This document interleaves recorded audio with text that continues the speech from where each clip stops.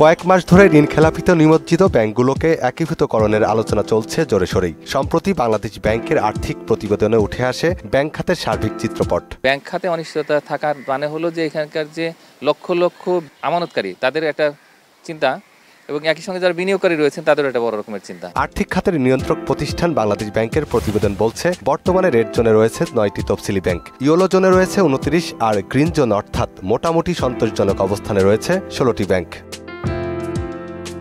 Bank খাতের এমন দুর্দশা নিরসনে বাংলাদেশ ব্যাংকও নড়ে চড়ে বসেছে।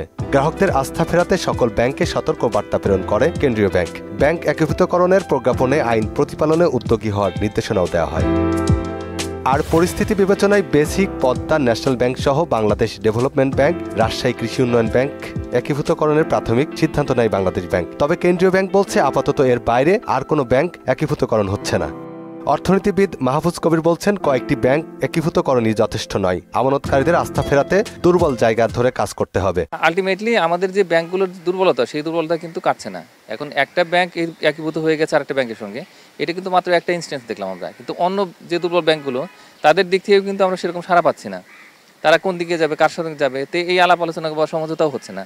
তো সব মিলিয়ে পুরো ব্যাংক খাতটা একটা অনিশ্চয়তার মধ্যে পড়ে গেছে। যে ব্যাংকগুলো রয়েছে সেই ব্যাংকগুলো আসলে ভবিষ্যৎ কি হবে সেটাও একটা বড় রকমের আতঙ্কের বিষয়। আর ব্যাংক খাতে আস্থা ফেরাতে মুদ্রানীতি সংকোচন করার পরামর্শ দিয়েছেন সাবেক গভর্নর ডক্টর আতিউর রহমান। মূল্যস্ফীতি কমাতে হলে পরে অনেকগুলো পলিসি একসঙ্গে নিতে হয় এবং প্রধানত কনভেনশনাল যেটা উপায় সেটি হলো মনিটারি পলিসিটাকে সংকোচনমূলক করা, অর্থাৎ মুদ্রানীতিকে সংকোচন করা, বাজার থেকে মুদ্রা সরবরাহ তুলে নেওয়া, যাতে করে বেশি টাকা বাজারে যাতে না থাকে, মানুষের চাহিদা কমিয়ে ফেলা। এই নীতি গ্রহণ করে শ্রীলঙ্কা তাদের ভঙ্গুর অর্থনীতিকে অল্প দিনেই সবল করতে পেরেছে বলেও জানান তিনি। অনেক দেশই এটা করেছে, এমনকি শ্রীলঙ্কা এটা ব্যবহার করে তাদের মূল্যস্ফীতি অনেকটা কমিয়ে এনেছে, 40% থেকে এখন 4% নামিয়ে এনেছে। মনিরুল ইসলাম, মোহনা সংবাদ, ঢাকা।